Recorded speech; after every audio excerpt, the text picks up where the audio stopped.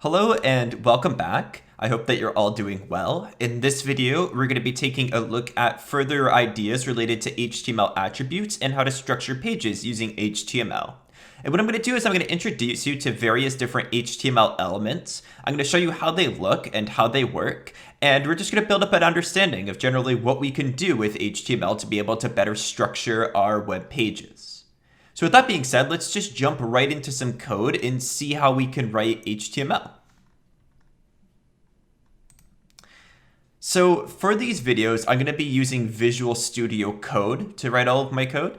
You don't have to use Visual Studio Code. You can use pretty well anything to write HTML code. You can write it in Notepad even. I always recommend Visual Studio Code just because it has a lot of good syntax highlighting and a lot of cool tools associated with it. So that's what I'm going to be demonstrating, but please feel free to use whatever you feel comfortable with. It doesn't have to be anything in particular, but Visual Studio Code is a great free option if you would like that.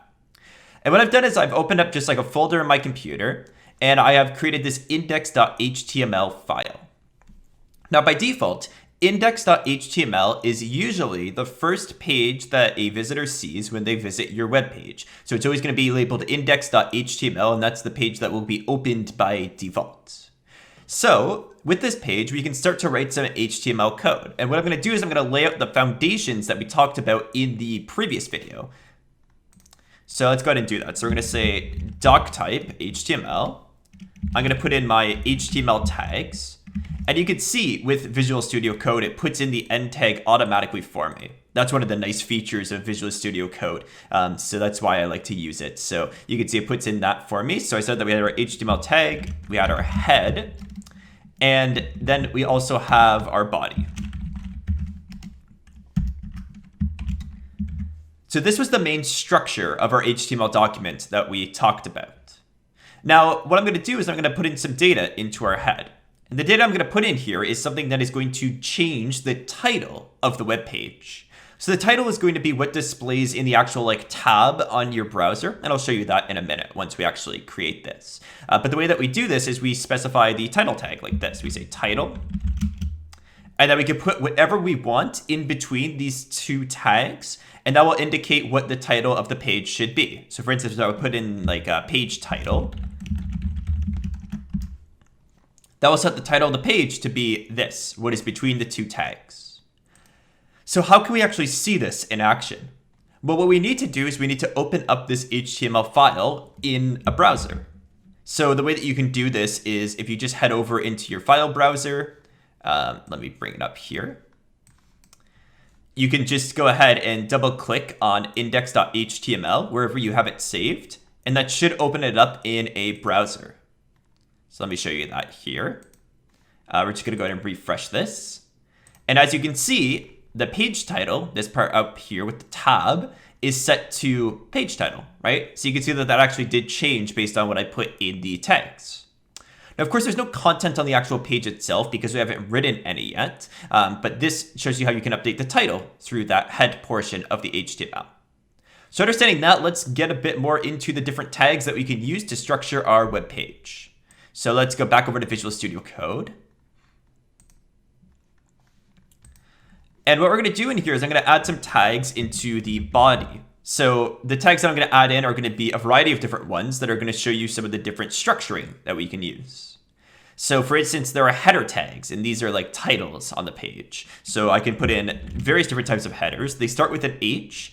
Then you can see that there's different options, 1, 2, 3, 4, 5, and 6. The different headers will have different sizes associated with them. So H1 will be the biggest header, and then H6 would be the smallest header. So if I put in H1, this will be the biggest header, and I could put in something to display on the page. I could say like header 1, for instance. And then let me just put in some of the other headers so you can see the differences, right? So let's say header 1. We'll put in a header 2. So let's do that, and let's put in a header 3 as well, just to show you what each of these headers ends up looking like. So we could save that, and then we could just head right over to our web browser. I'll refresh it. And you can see now we have header 1, header 2, header 3. You see that they all sort of decrease in size as we go. So as I said, the biggest header is header 1, and then header 2 is a little bit smaller, header 3 is a little bit smaller still, and we continue like that until we reach header 6, which is the smallest. So these are sort of like the titles of our web pages, right? So these give us like sort of big, bold titles that we can put on the web page itself. And then if we want to put general text, we can use a different tag known as a paragraph tag. So let's give that a try here. So the paragraph tag is done using the P like this. So we go P. And what we're going to do is we're going to type in some text for the paragraph. So I'll just say some paragraph text. So there we put some text in, and this will be just general text. It won't have any sort of like formatting or bolding or sizing. It'll just be the default size, and it'll be like normal text, like through like a web processor, or sorry, through like a word processor or something like that. So let's take a look at what that looks like. As you can see, some paragraph text is sort of small, normally formatted text, right? So it looks like just normal general text. So this should give you a general idea of how we can just get data displaying on our pages. So to summarize, in this video, we took a look at some general structuring tags such as headers and paragraphs and titles.